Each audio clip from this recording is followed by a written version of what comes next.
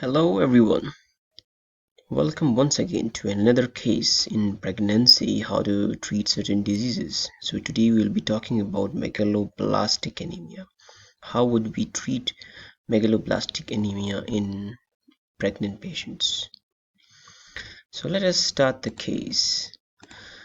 A pregnant lady presented to your OPD or at ward with fatigue, exertional dyspnea and the same presentation for any anemia.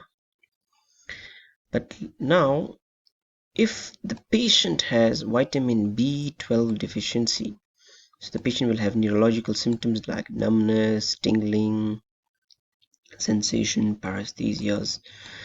And if the patient has folic acid deficiency, there will be no neurological symptoms. So this is the main difference between vitamin B12 and folic deficiency.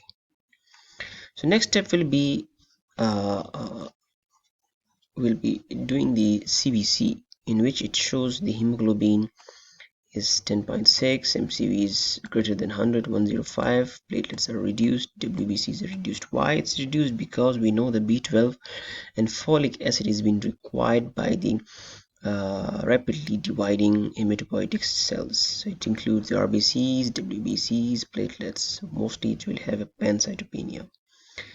So you did the peripheral smear, which shows macrocytic oval-shaped macrovalocyte, which is a hallmark of a megaloblastic anemia. So megaloblastic anemia, here on the labs we found that the patient has megaloblastic anemia, and furthermore the patient will have hypersegmented neutrophils, which is a diagnostic hallmark for megaloblastic anemia. So you can also do folic acid in B12 level to support your diagnosis. So let's suppose you want to differentiate on the labs between B12 and folic acid. It is one of the most important differentiation between the labs.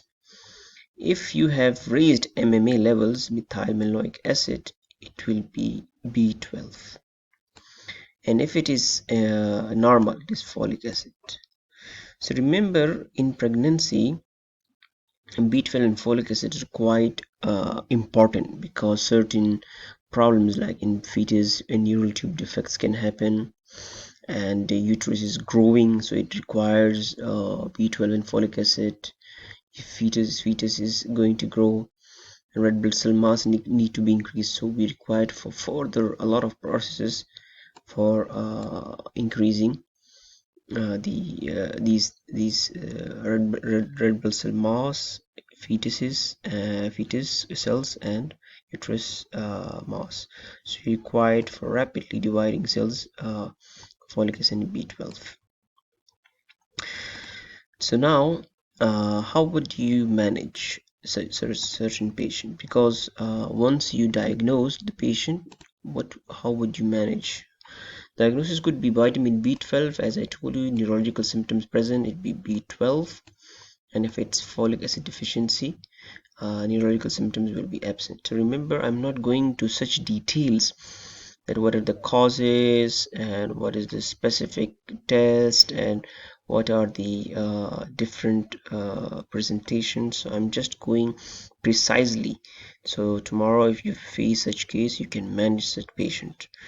So for treating the folic acid deficiency, usually we give 5 mg once a day for 3 weeks, as it cures acute deficiency, while 5 mg once weekly is sufficient for maintenance therapy. And for vitamin B12, we give tablet methylcobalamin 5 mcg of BID. So it can be given until and unless the megaloblastic anemia is being totally cured. So this was just a short concise case on how to manage the patient with vitamin B12 or folic acid deficiency, which is known as megaloblastic anemia in pregnancy. Thank you for watching. Please like and subscribe my channel. See you again with the next case.